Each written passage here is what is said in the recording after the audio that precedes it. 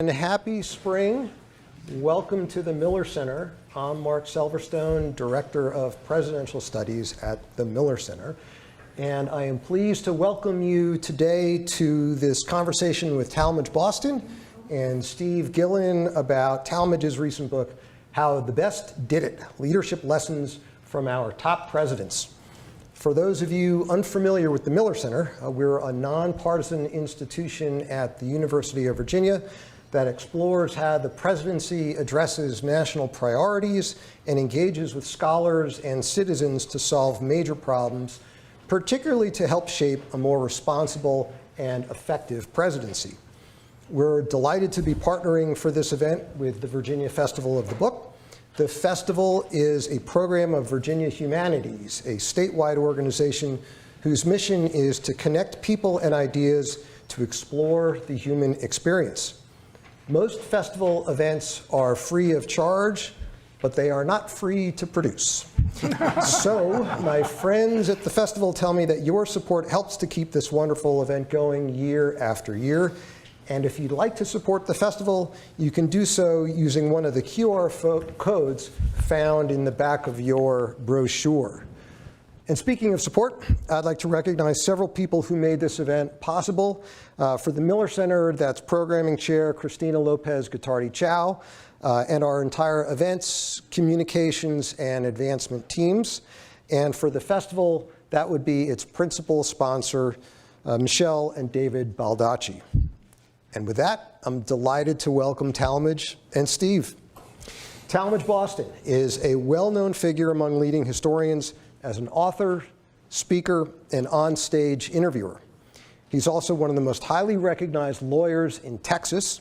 His knowledge of history and experiences in business and law make him well qualified to write How the Best Did It.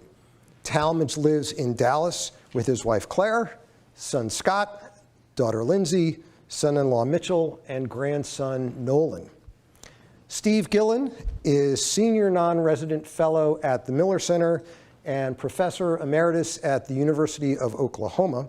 Steve spent more than 2 decades as the scholar in residence at the History Channel and has written or edited nearly a dozen books, including several New York Times bestsellers. His most recent work, Presidents at War, How World War II Shaped a Generation of Presidents from Eisenhower and JFK through Reagan and Bush, was recently published by Dutton. He's currently working on a history of the Clinton administration. Talmage, Steve, and I will be in conversation for about 40 minutes or so, after which we're happy to entertain your questions. If you'd like to pose one, please do so using the pencil and index card at your seat. Wave it in the air, and faculty coordinator Alfred Reeves IV will come by and grab it and deliver it up front. At the conclusion of the panel, a bookseller will be on site. In fact, the bookseller is on site now with copies of Talmage's book. Purchasing a book is a great way to support our authors, and as an added bonus, Talmage will be able to sign it for you. One disclaimer before we get going. Talmage and Steve, and I guess myself as well, like other speakers at the festival, represent themselves and not Virginia Humanities or the University of Virginia. Let me just say that I'm particularly pleased to be involved in this conversation, not only because Talmage and I graduated from Staples High School in Westport, Connecticut, a couple of years apart, not many, but because the center, like you, Talmage, likes to use the lens of history to better understand the challenges of today. But you're using the lens of history and presidential history not only to understand the dynamics of presidential leadership, but to offer a primer on how we might apply that history and those presidential character traits to our own personal lives. So it's not as though the presidency is far from our minds these days.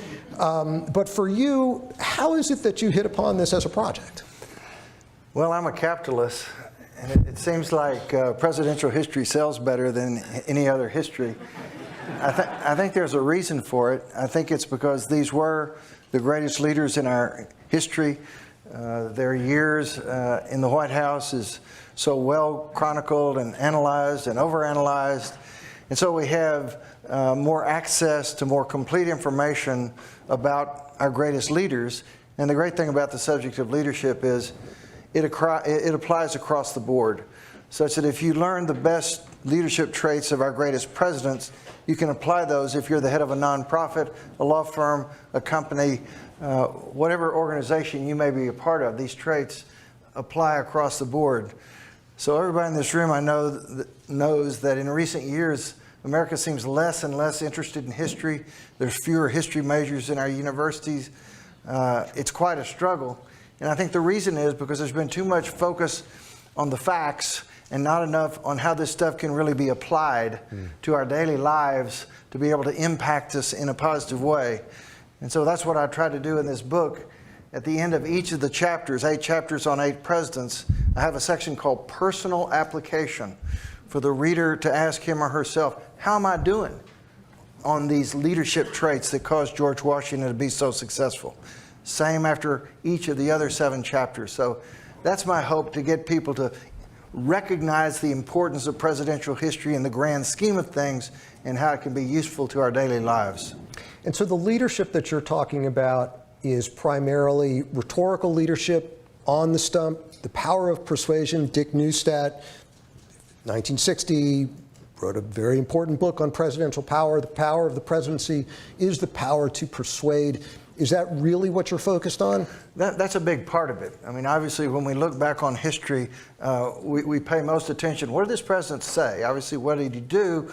But what he said is so well preserved over the centuries that it's very accessible. But the book goes into other leadership traits. For example, Eisenhower, an organizational genius, as he demonstrated as the Supreme Allied Commander in World War II, and then he brought that same skill set to the White House, the way he ran his cabinet, his National Security Council, his Office for Congressional Liaison. So there are other traits above and beyond the mere power to persuade, but as Theodore Roosevelt so famously said, the president does have the bully pulpit, and if he's skilled enough to know how to use it, can actually move the country in the right directions. Steve. I just went back to your comment about facts. I've always told my students that history isn't about facts. I think one of the problems that we all struggle against is that the way people have been taught history, especially in high school, even sometimes in college, is memorizing facts and memorizing dates, right? So they don't like history because they think it's boring if it's just memorization. But history is really about not just facts, but about the way you string those facts together in order to make an argument. That's what history is. And that's where you get the interpretation and different points of view. People can find different facts. They can even use the same facts and come to different conclusions. I think what's unique about your book, as opposed to, I'm an old-fashioned, historian. And so most historians we study, the presidency.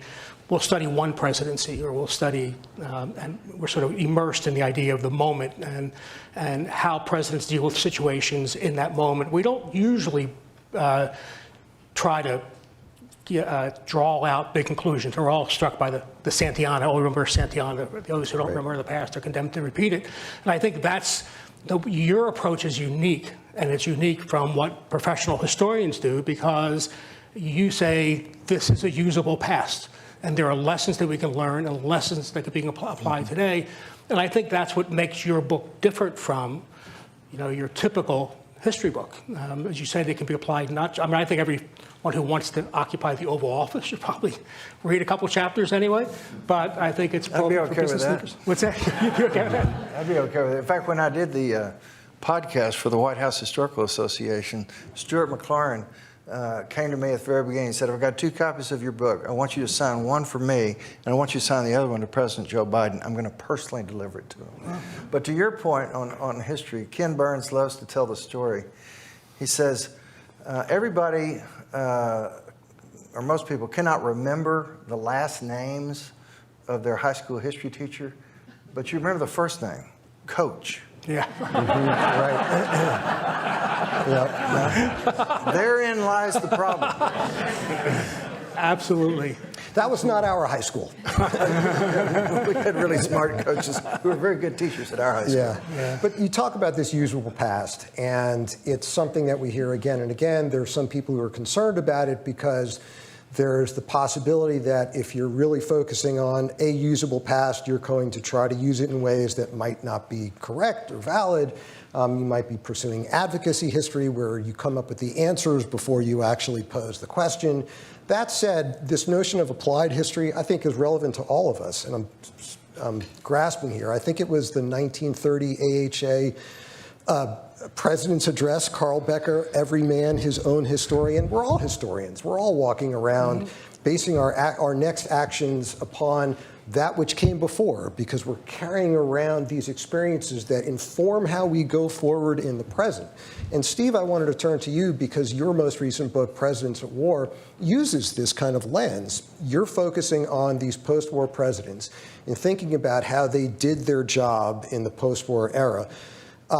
Grappling with all that happened to them during the Second World War. It was a crucible for them as in the way that they wielded power, in the way that they made decisions, in the way that the kinds of forces that were at work upon them were then at work upon the world at that point.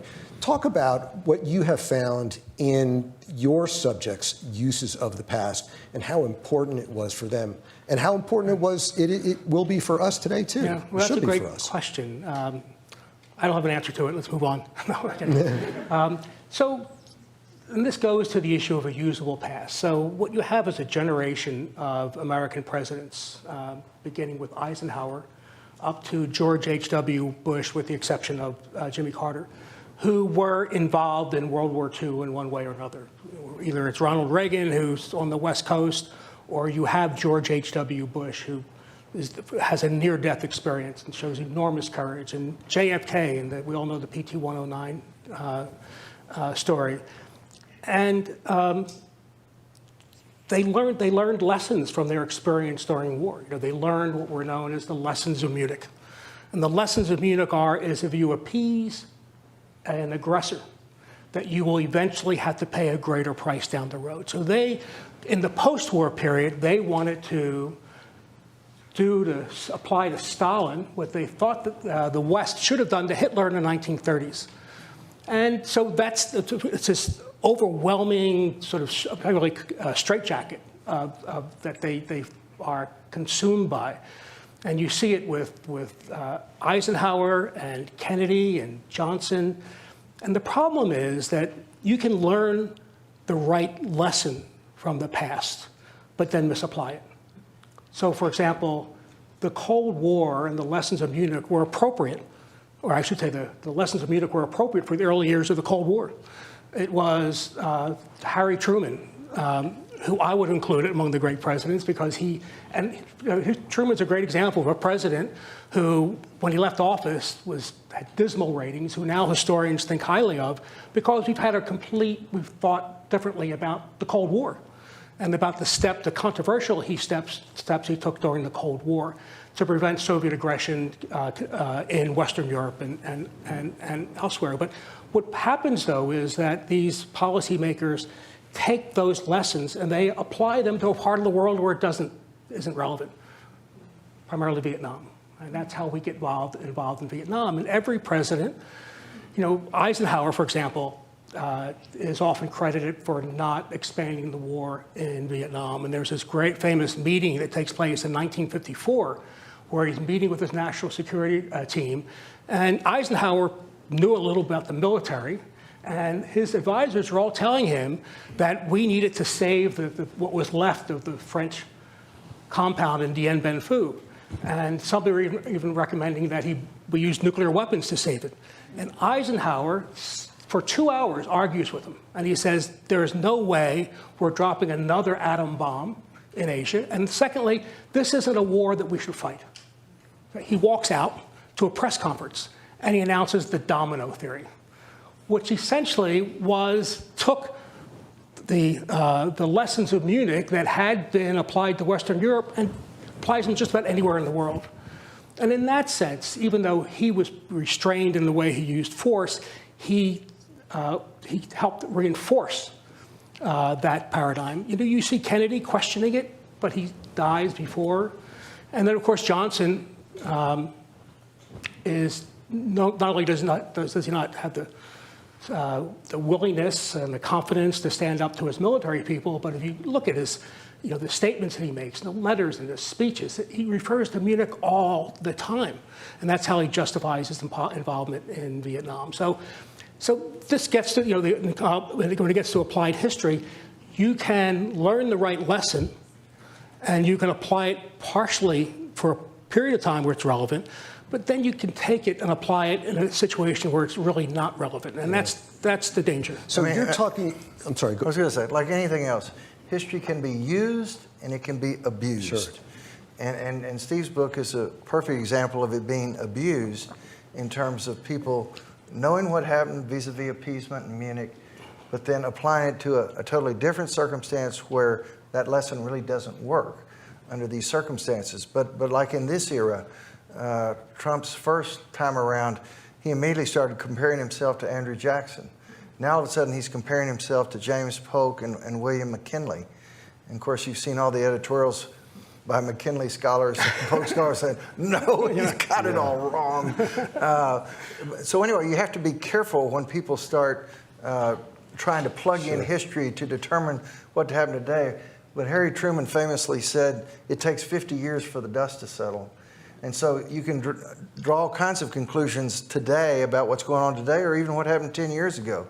It takes quite a long time. And as you point out, Truman was at the bottom of the barrel approval-wise when he left the office, and now he's regarded as one of our greatest presidents, although he didn't make my list.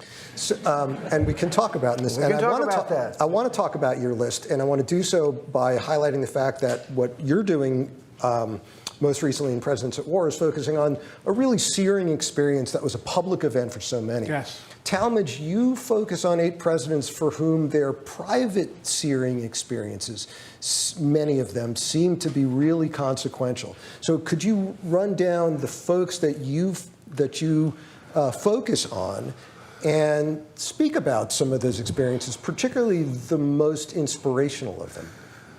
Well, immediately comes to mind George Washington.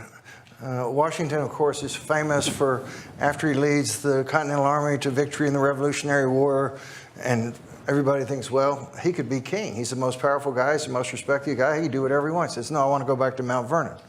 And then after his second term as president, he says, I don't want to go back to Mount Vernon. I don't want a third term. Well, in fact, early in his life, while a soldier during the French and Indian War, he was probably our most courageous American soldier, but he wanted his due. He wanted more than his due. He was always begging his British superiors for promotions and advancements, and he always got rejected. So he drew an important personal lesson like this: aggressively self-promoting yourself in a real obnoxious fashion really isn't a good strategy for advancement. And so for the rest of his life, he was the exact opposite. He was always, we'd like you to be the general. No. Until they just begged. Same with head of the Constitutional Convention, same with president. So there's an example of a wound that impacted somebody to do better things. Franklin Roosevelt, who obviously the only guy who got elected for 4 terms, who took America through not one but 2 incredible crises, the Great Depression and World War II, bouncing back from polio and losing the use of his legs from age 39 on, and yet it steeled him.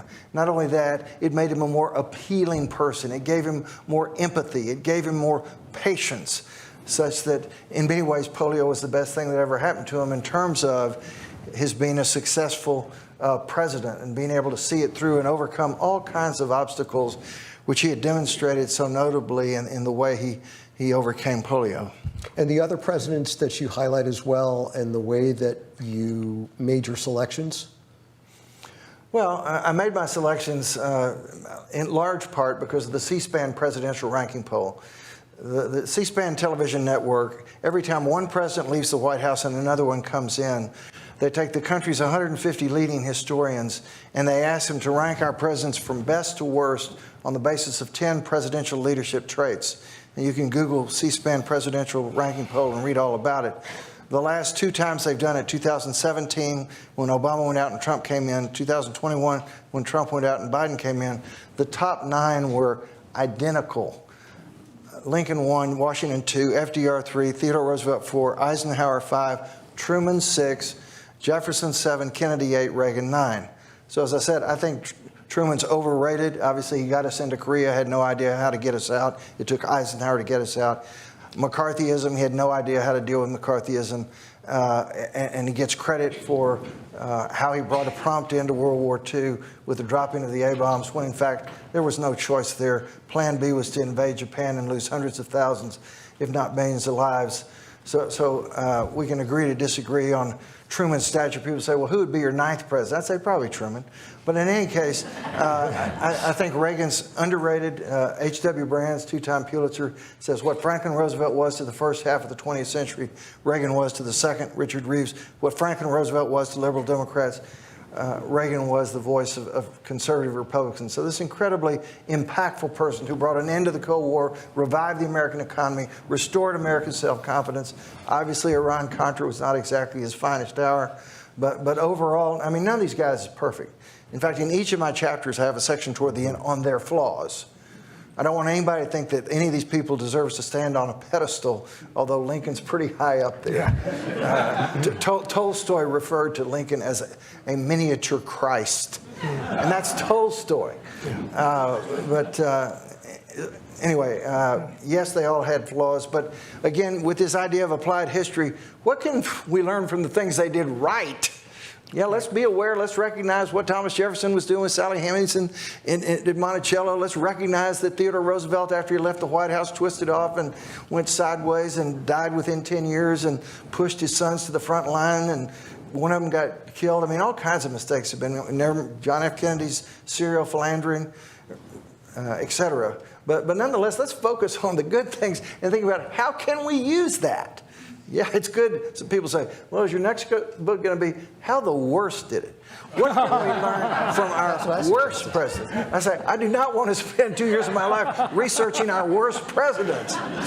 You'd have multiple volumes. Yeah. But there's so much to learn. Yeah. One of the things that is so much fun about being an historian is that, you know, like I said, history is not about facts. It's about the way you interpret facts. And you can have really smart people who are very knowledgeable who can disagree about the presidency. So, for example, you think Reagan is underrated.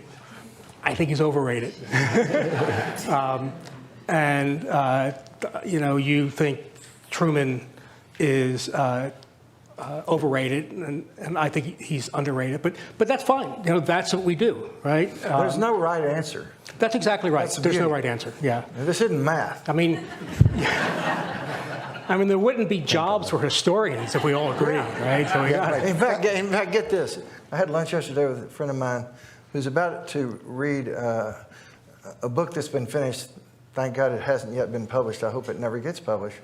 But it's a female historian who has written a revisionist history of Mary Lincoln, Mary Todd Lincoln, who was probably the most difficult first lady in American history and caused her husband more heartburn than any first lady in American history. And so the idea that somebody's going to turn out a book that sings Mary Lincoln's praises is a little bothersome, but she has a right to her opinion. So I just want to, you know, one of the things you focus on, and rightly so, is leadership qualities. The way I think at one point you say a president just doesn't rubber stamp, they lead, but they don't get too far ahead. Can't get too far ahead. And I think, you know, and I think you're absolutely right. And I just, you know, since this is the Miller Center and we study the presidency, I think one of the observations I have always had is that it's become harder to rally opinion and to move the nation now than it did before. In part, that is because of the changes in technology. Mm-hmm. So the radio is essential to FDR's ability to reach the nation and rally them first to fight against the Depression and then against Hitler. You know, JFK was brilliant, obviously, in using television, and television in those early years also allowed him to, we all remember Kennedy with his charisma and his powerful voice. He wasn't that effective as a president, especially when it came to the home front, but still, he was able to inspire because he used television. But then, then we move into cable, right, in the 1990s, I guess. And it's a wonderful thing, cable TV. And then you have the emergence of competing news, 24-hour news networks, so you get these different points of view. And now you have the internet, right, where you can just get anyone can get online and say something, and it's so difficult for a president to the bully pulpit, as you talk about with Teddy Roosevelt and others. It's so much harder, I think, to have the bully pulpit. The other problem is, the other dimension to this is the decline in public support for institutions, which dates back to Vietnam, and then you have Watergate. By the 1970s, there's a dramatic decline. People don't trust government. They don't trust government leaders. So it's a quicksand that makes it difficult for modern presidents to build support. But and now they don't trust the media. Yeah. So the question is, who do you believe? Yeah. That's one of my favorite questions when I meet someone. Where do you get your news? Because if you're listening to Fox or CNN, you might as well live in two different countries. Yeah. If you read the New York Times and the Washington Examiner, you might as well live in two different countries. Yeah, I would just say that the advent of social media has certainly increased the intimacy between the public and the presidents. So there is a different kind of leadership that we're seeing today. It seems to be much more emotional. The way that a president can tie followers to, whether it's a Democrat or a Republican. It's grievance. We have seen there is that too, but there is a certain type of leadership, I would imagine, that is required if you're going to lead the entire nation, as opposed to 40 or something less than 50% of it. And I'm thinking about the kinds of people that you studied and the traits that they exhibited that were able to carry along not just those who were likely to follow them anyway, but to get others to do so. And that gets to what you were talking about, FDR and leadership. How do you move the needle? How do you get the public to become, let's say, interventionist in 1939, 40, and then 41, when you know that the public doesn't want to go there? And what's the fine line between recognizing that you can't get too far ahead of public sentiment, right?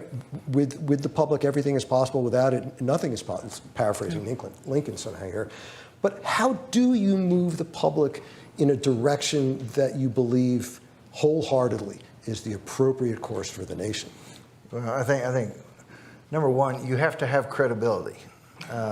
If people can't know whether you're telling the truth or not, have to read the newspaper the next day and read the fact checkers, there's no way you're going to be able to persuade the vast, great American middle. In fact, I'm often asked, of these 8 presidents, were there any common traits that all of them had? And I say, I can find 3. Number 1, they were all great persuaders, some to the masses, some to the small groups.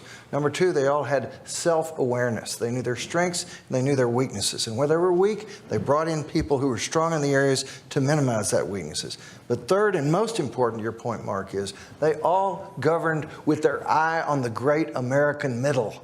They knew that's how you have effective government. They're not going to govern based on kowtowing to the far right or the far left, the extremes. That's no way to run government, and we see that.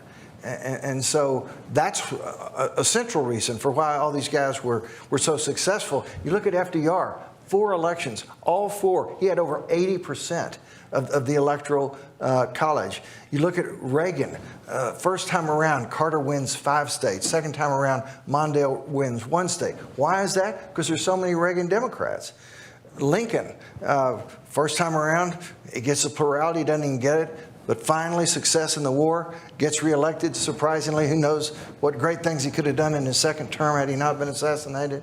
So there is a necessity in keeping your eye on the great middle if you want to have a lasting legacy, as opposed to, well, he did good things for the extremist. That's not going to get you anywhere in the scheme of things from a historical assessment point of view. Mark, you mentioned Roosevelt as a great example of someone who's able to do that, sort of to lead but not get too far. And he does that obviously in the way we enter World War II. And there's a little deviousness there too. Sure. He's trying to educate the public, and he's got a Congress that's isolationist, but he works up this Lend-Lease deal to get around the neutrality laws, and even when the Japanese attack at Pearl Harbor, Roosevelt holds a cabinet meeting that night, and the entire cabinet begs him to declare war not only against Japan, obviously, but also against Germany. And Roosevelt refuses to do it because he doesn't think the American people would understand that a Japanese attack in Pearl Harbor does not mean we have to get into a war in Europe. And it turns out to be the right thing because a few days later, Hitler declares war in the United States. So that's the kind of, there's a subtlety of his mind and a nuance to his mind that really makes, and listen, he was a little dishonest, but for a right cause, for a good cause. Well, I think bottom line in terms of who we remember most favorably in our minds, our memories, are those who are eloquent. And so you have Lincoln, you have his speech at Cooper Union, you have his first inaugural where he's talking about the better angels of the nature, you have the Gettysburg Address, you have the second inaugural, Lincoln's Sermon on the Mount, you have FDR, that first inaugural address, we have nothing to fear but fear itself, and those fireside chats. And back to the point about the media, when Roosevelt gave a fireside chat, 75% of the country was listening on the radio. Yeah. Today, a president gets on television, nobody listens to the radio anymore. And there's no rebuttal. And there's no rebuttal. And there's no assessment. But and then, of course, Kennedy, the magical civil rights speech, the magical Rice Stadium on the space race, the first inaugural, and of course Reagan and the boys of Ponte Hook and his inaugural and the speech at Moscow State University at the final summit. This is what inspires people. And so it's great to be an Eisenhower who knows how to end Korea, knows how to end McCarthyism, knows how to run a government very efficiently, and so on and so forth. That's why so many people are shocked when they learn, oh my gosh, Eisenhower's rated as our 5th greatest president? Never saw that. That's because he wasn't particularly eloquent. And also the passage of time and the use of documents and, exactly right.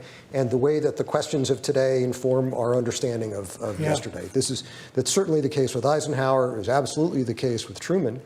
And it's the case with JFK too, I think. I mean, Kennedy's gone through these phases. Like originally you had the Schlesingers and the Sorensens, and you think that Camelot School. The Camelot School. If you read 1,000 Days, which is Schlesinger's book, every time Kennedy walks through a garden, flowers bloom, and the sun comes out.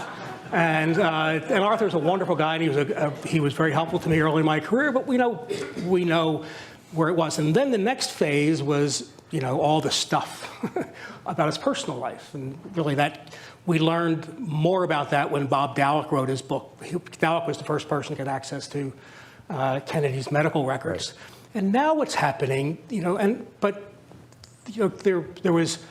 revisionist phase now. I think Dallek's book was the beginning of it, and now Fred Logville, who's doing a 2-volume on JFK, putting him in a much more positive light. And understanding he had these issues, understanding that a lot of the image that he created was false, but an understanding. I came to this too in writing this book about the presidents of war, and seeing how he's the most intellectual of any certainly modern president, and he's grappling with Vietnam, and he's grappling with the Cold War and Munich and whether it's relevant, and you just don't see that with like someone like LBJ. So Kennedy has gone through these phases, and I think he's actually now at a place among historians that he's more respected because it's more grounded in documents and evidence that's come out, and by objective historians who are not a part of the Camelot Court. Well, back to your question about lessons learned, there's no better example of that than Kennedy's mishandling of the Bay of Pigs crisis 3 months into his presidency. And he goes on TV afterwards and says, I'm responsible, I'm the commander-in-chief, we screwed up, please forgive me, it won't happen again. And his approval ratings surged. And then a year and a half later, we have the Cuban Missile Crisis, and he's learned all the lessons. He's learned you don't rely on the advice from your military authorities and your Joint Chiefs of Staffs. You've got to be independently discerning. You've got to be considering all kinds of other things. And his masterful handling of the Cuban Missile Crisis, thereby avoiding World War III and nuclear holocaust. So in my opinion, he is properly rated. He's the only guy out of my 8 who did not get reelected. It's because he got killed before he even had a chance to get reelected. I don't think there's any doubt he would have been reelected.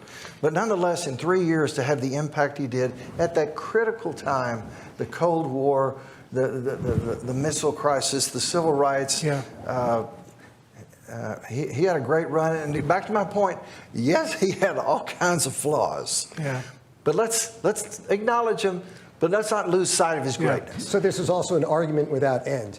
A lot of Kennedy's bellicose rhetoric put him in the position where he had to deal with the Cuban Missile Crisis. The decisions he made on Vietnam made it tougher for Lyndon Johnson to be able to get out of Vietnam. So this is part of the conversation that we have about the pluses and minuses, and even with civil rights and thinking about leadership. We know where Kennedy was on civil rights early in his presidency. We know that he didn't like those kids who were riding the buses in the South and didn't want to deal with it. And when he was dealing with civil rights, he was, like Eisenhower in many ways, focusing purely on the letter of the law. The law needed to be followed. This was not a moral issue for him until it was, until Birmingham in, and it was, in it was a much more difficult topic for a Democrat, because the Democratic Party was made up of the most conservative Southern segregationists, and also it had its Northern and Midwestern liberal roots. So, Kennedy, he said it was a moral issue, and I think he came to believe it, but it was also politics. Like, he just didn't think the Democratic Party could exist this way. But I want to go back to another point. I was just going to say, particularly because those Southern Democrats were chairing all the key committees in Congress. That's right. So a point that you make in your book, which I think most people don't know, and even a lot of historians don't point out, which is how Kennedy in many ways laid the foundations for the Cuban Missile Crisis. So what happens is, after the Bay of Pigs, Kennedy is now, he's embarrassed, and he and his brother create this thing called Operation Mongoose, where they come up with all these half-brained ideas, ways of trying to kill Fidel Castro. And it's the Operation Mongoose that Castro uses to convince a very reluctant Khrushchev to put missiles in Cuba. So if Kennedy had not been so aggressive in trying to overthrow Castro, I think Castro would have had a hard time convincing Khrushchev to put the missiles in. So I think we need to understand the whole story, the complexity of the story.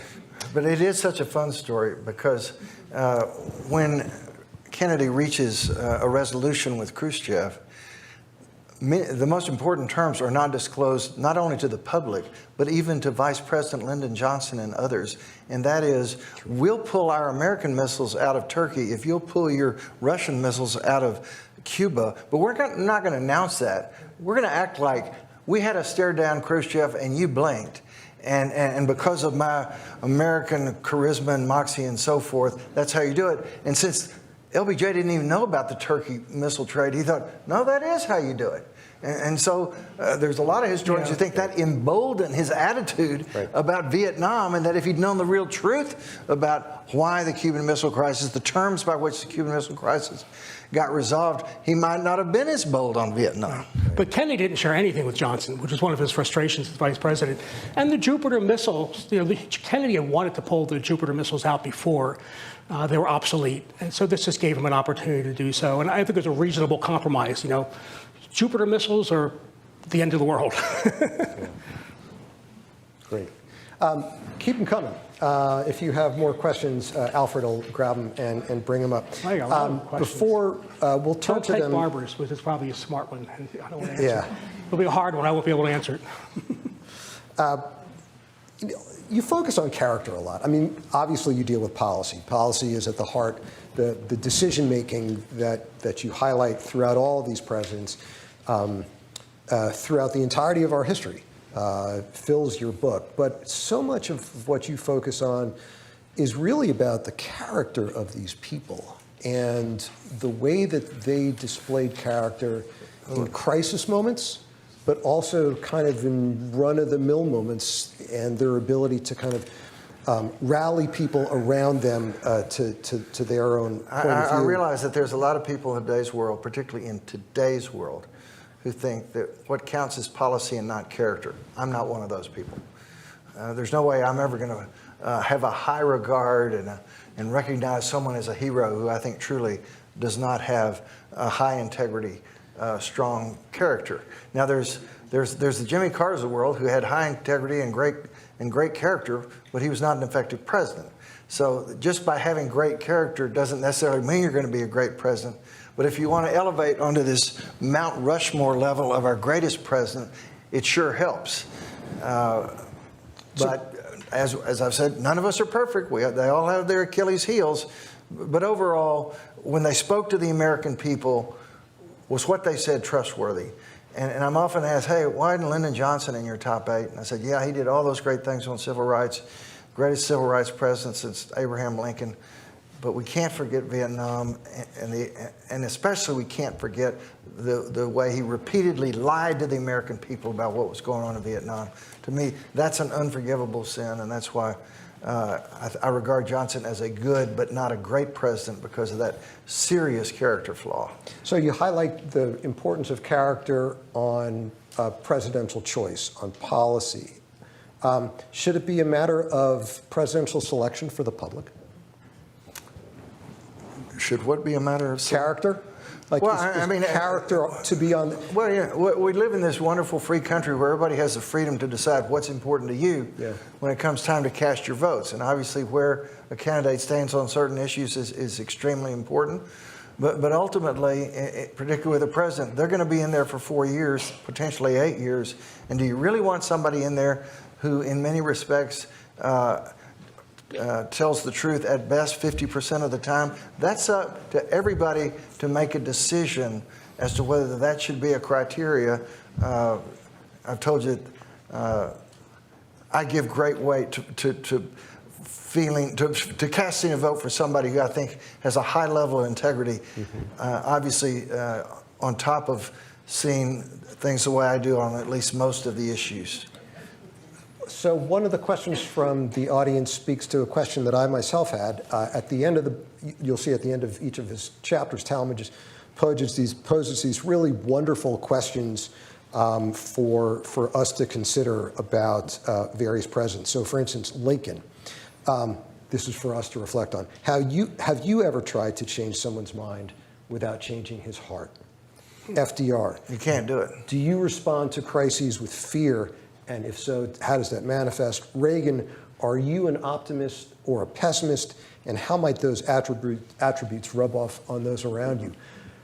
When you answer the questions yourself, which of those, and this is again a question from the audience, which questions were most relevant for you, do you think? Well, of course, Lincoln stands at the top of the mountain. And my book has an average of 3 leadership traits per president for 8 presidents. That's a total of 24 leadership traits. And I can make a good argument that Abe Lincoln had all 24. And I couldn't say that about any of the other presidents. So I did not want to have duplication of traits among the presidents. For example, for Washington, I talk about his integrity, his credibility. Obviously, I could have talked about Lincoln and his integrity, credibility, but that just seemed like overlap. So to come up with uniquely specific traits that, from my perspective, only Lincoln had was something of a challenge. But the first one I got was this concept of magnanimity coupled with equanimity. Somebody who is always taking the high road, who is never taking the bait, and there are all kinds of baits thrown at him from his team of rivals cabinet, from his Union generals, from Democrat Vallandigham, from his crazy wife. So many arrows shot at him, and yet he never lost his composure. He took the high road. He kept his eye on the ball in terms of winning the war, bringing an end to slavery, thinking about how to bring the country back together, and always, at least publicly, in a mode of cool, calm, perceptive decision-making, as opposed to ever getting panic-stricken. If anybody ever had a reason to get panic-stricken while president, it was during Lincoln's presidency. Then the second one is, for those of you who've read Stephen Covey, the 7 Habits of Highly Effective People, after it came out, somebody said, "Can you summarize that?" And he said, "Yeah, I can put all those 7 habits into 4 words: make and keep promises." And Lincoln, the ultimate promise keeper. So those are the traits. You ask, all of those traits, I wish I had that trait. I wish I had that trait. We all do. But some are just so lofty. I mean, it's because of those traits that Tolstoy thinks so highly of Lincoln that no one in the world history is in the same ballpark with him. So you mentioned Lincoln. You covered these presidents chronologically, and we know now that Lincoln's at the top.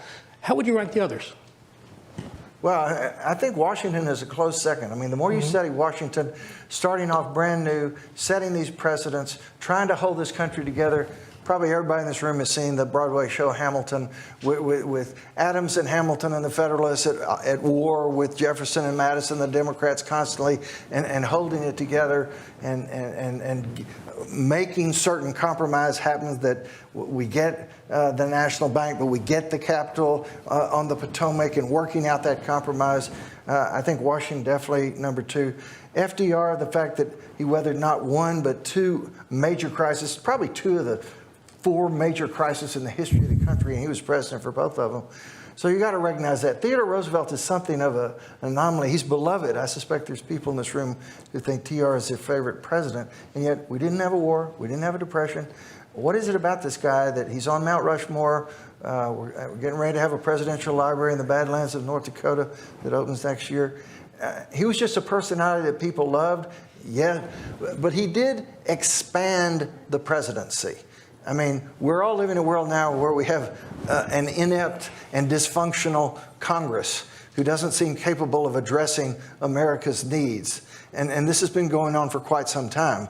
Well, Theodore Roosevelt stepped out and decided, I need to settle this labor dispute. I need to do what it takes to open a Panama Canal. I need to get my Justice Department pursuing and busting these trusts and monopolies. And so looking at what needed to be done and finding ways to get them done with desired results. So definitely Eisenhower. John Meacham's next biography is going to be on Eisenhower. I can hardly wait for it to come out. February 27. I have such a high regard for Meacham. But there's this awareness. Back to your point. When Eisenhower left the presidency, he was 70 years old. Everybody thought, oh man, that guy is so old. It's unbelievable how old this guy is. Of course, he'd lost to Kennedy. I mean, here's Kennedy. He's 43 years old. And Kennedy had put him, oh man, we need to get going again. We need a new frontier. We need all these things. We're losing in Sputnik and all this stuff. And so the first presidential ranking poll after Eisenhower left the presidency, he's ranked 22nd out of 34. He's in the bottom 1/3. But then, within 10 years or whatever the length of time is, and his papers become open to scholars and the public, and whereas people had thought this guy was just asleep at the wheel, he's playing too much golf, he didn't have his eye on the ball, he didn't take the Russians seriously, they read all this stuff and say, oh my God, he was making all the decisions, and they were, for the most part, the right decisions. And so this total reevaluation of Eisenhower. Jefferson, and here I am in Charlottesville, in the heart of it. Be careful. I know. I have to be careful. I know who's buttering the bread around here. But to me, the more you read about Jefferson, there's a lot of things that are challenging to Well put. get your arms around, and I suspect many people recognize that. But that's not to take away from his greatness, for heaven's sakes. In fact, he was Abe Lincoln's hero. All tribute to Jefferson. Of course, when the words "all men are created equal" meant something very different to Lincoln than they did to Thomas Jefferson. So that prompts a question. How frequently were these presidents learning from each other? Well, I thought about that question in advance. If you're a person of the Christian faith, the operative question is, what would Jesus do? If you're a basketball player, the objective question is, what would Michael Jordan do? If you're a president, and they all ask themselves this question, what would Lincoln do? He's the guy. He's the gold standard, and nobody else is close. Nobody else is, I wonder what Thomas Jefferson would have done. I wonder what Theodore Roosevelt. No, they don't. It's all about Lincoln. Speaking of another president who has been lionized, certainly years ago, but is coming back even now among Democrats, Ronald Reagan. Steve, you mentioned that you thought Reagan was overrated. Can you say some more about that? Well, I've been influenced by this new book by Max Boot. Do any of you know who Max Boot is? He's a conservative columnist for the Washington Post, and just wrote what I think now is the definitive book on Reagan. And what he argues, which I find very believable, is a lot of the claims that are made about Reagan are kind of exaggerated. So when I came across this too when I was writing my book about, did Reagan win the Cold War? And I think Reagan played a part in it, but the driving force was Gorbachev. And Reagan was smart enough to recognize it was a great opportunity. Reagan came out of World War II with this fear of nuclear weapons. And by the time when Gorbachev starts making these overtures, he goes against the advice of all of his advisors, except for the Secretary of State, Schultz, and agrees to continue these conversations with Gorbachev. Nixon and Kissinger are writing op-eds criticizing him. So I think Reagan deserves credit for seeing the opportunity and having the courage and the conviction to pursue it. But there were a lot of things that came into play the Cold War, that came to an end of the Cold War, and I think Reagan plays a part, but not the principal part. This whole idea of how his military buildup forced the Soviets to cave. Well, the Soviets matched his buildup, dollar for dollar. It wasn't until they started reaching agreements that they lowered their defense spending. And then, the recovery that takes place in the 80s, Volcker is really gets the credit for that, he was the head of the Fed. And he kept interest rates, most of you probably remember, I think like 19%. And it just sucked all the inflation out of the economy and allowed for the economy to grow afterwards. It had much less to do with Reagan's tax cuts or other policies that he had. So, I think Reagan was an incredibly successful president and a good president, but I think there have been claims made for him that have not held the test of time. And I would respond to that by saying, if you want to read the definitive biography of Ronald Reagan, read Will N. Bowden's The Peacemaker. Came out 2 years ago. He won the Reagan Prize. Read that if you're going to read Max Boot's, and then draw your own conclusions. Fair enough. Talmage, again from the audience, could any of these, actually for both of you, but Talmage first, could any of these 8 presidents that you discussed get elected today and govern effectively? I like to think, number one, could they get elected today? I think anybody who has the power of eloquence and words and can lift the multitudes and inspire the multitudes can get elected today. It seems like in recent years we haven't had a president who could do that. Obama certainly had a measure of eloquence, and I think we need to recognize him for that. Clinton, on occasion, had a measure of eloquence, although aren't we all hard-pressed to try to remember anything that they actually said that stuck in our memories? We have this image of them as being eloquent, but without remembering what it was they said compared to the others. But I think word power is always going to make someone capable of being elected. But then in terms of being a successful president, to me, the most important trait, and you touched on it in an earlier question, Mark, is you got to be able to build consensus. You can champion your one half, and all you'll have is gridlock. And for the most part, that's what we had. But the great presidents find ways to present and frame their positions in ways that not only get their own party to support them, but get people in the other party to want to cross the aisle and support them. And that, obviously, is a very rare trait in today's politics. Clinton was great at it. Reagan was great at it. But in recent years, it's been very hard for any president to have any success. Steve? Yeah, I would just say someone like JFK couldn't get elected dog catcher today because of the media and all the things that he was able to keep hidden while he was alive that took another 10 years to come out would all be, exposed. Well, there's a lot of bad stuff on Clinton that came out before he got elected, and he still got elected. Yeah, nothing like JFK, though. We don't know all about Clinton the way we do. I think we know a lot about him. There's even some question, had JFK lived and been elected to a second term, not a done deal, but likely, that the media was getting a little tired of having to cover for him, and that a second administration might have looked a little different. And then you have the whole, Ellen Romish scandal that was going on, who was believed to be an East German spy, who reporters found out that she was having an affair with a high New Frontier official. Little do they know it was the highest New Frontier official. So Robert Kennedy just rushes her out of the country. She was supposed to testify before Congress. So I think that thread would have been pulled, and I think some of these issues would have come out sooner, and maybe so there's a lot of different possibilities, but I do think it was catching up to him. Let's close. We're getting near to time, but it'd be great to hear from you both, since Talmage, your book is so thought-provoking, encourages us to think more about history, the way that we consume history, the value of consuming history. And Steve, you've done that throughout your entire career, particularly as a public voice for history. How would you change the teaching of history today so that we can all walk through life with a greater historical consciousness? Well, obviously, the best way to improve the teaching of history is to have better history books taught to students. I don't know that there are I haven't heard of any great history textbooks in the public schools, and yet we have. You have one? Sorry, yeah, Steve. it is great though, but you just didn't read it. I'm sure it's great.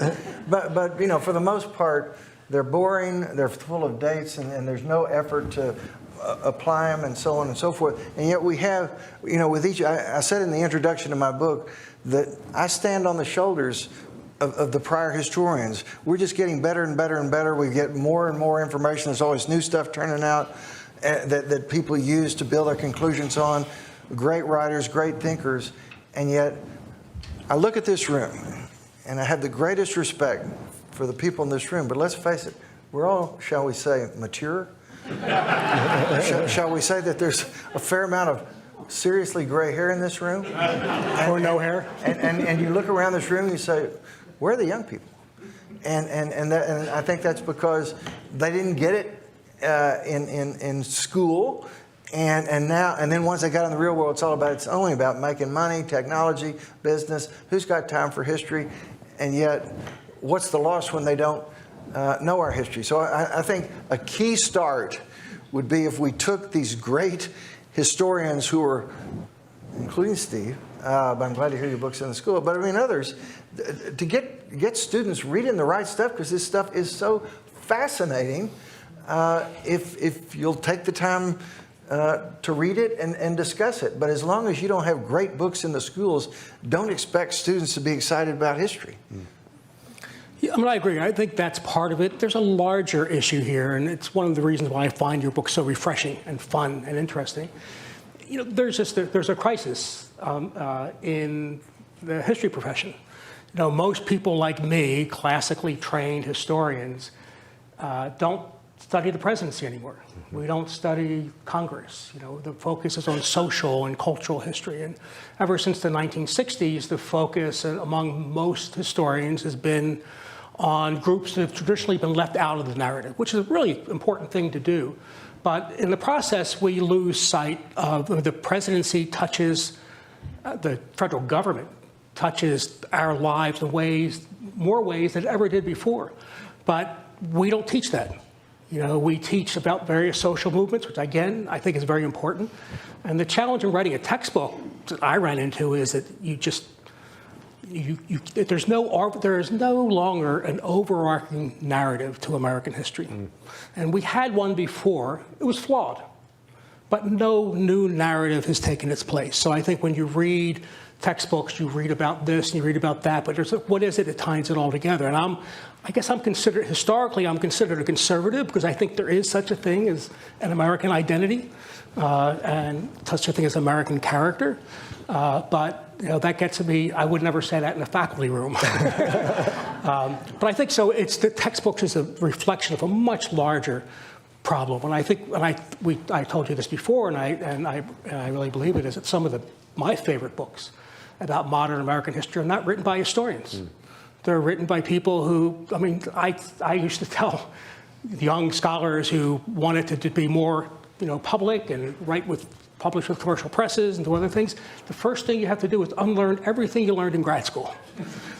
Because you're not writing to your professor, you want to write to people who, it's the first time you are writing things that people have to pay to hear what you have to say. So you've got to make it interesting.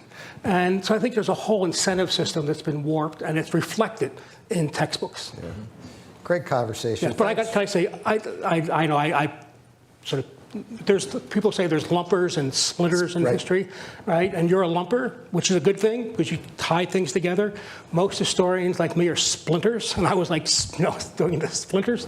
But I love your book, and I think it's terrific. It's refreshing, and I'm glad I had the opportunity to meet you and to read your book. They're hedgehogs and foxes too. Yeah. I find I'm more of a hedgehog. Great conversation. Thanks for your contributions to it. Thanks to Steve. Thanks to Talmage.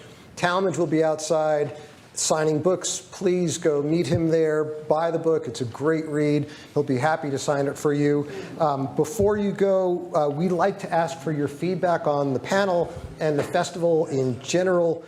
Your feedback helps ensure that we're offering the best programming possible to all of our members.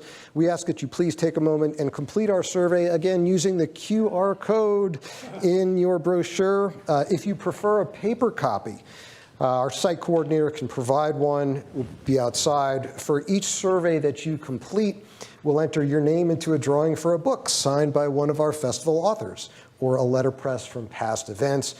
Your participation is much appreciated. Thanks for attending. I hope you enjoy the rest of the festival and have a great afternoon.